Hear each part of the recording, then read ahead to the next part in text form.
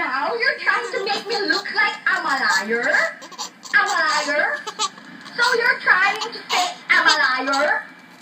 I'm a liar! I'm a liar? Answer me! I'm a liar? Sorry po. Sorry. That's how you say sorry? If I say sorry to you, like, sorry ate ha, sorry. Tanggap mo yun? You really shut it up!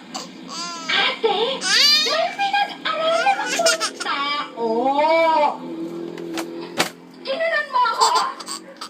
And I'm just returning the favor. No!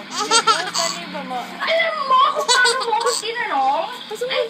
Sabi mo, ate, anong problema mo? I was like, oh my God! Kuya! She's a liar!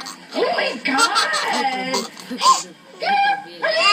Liar! Liar! Ano sabi mo?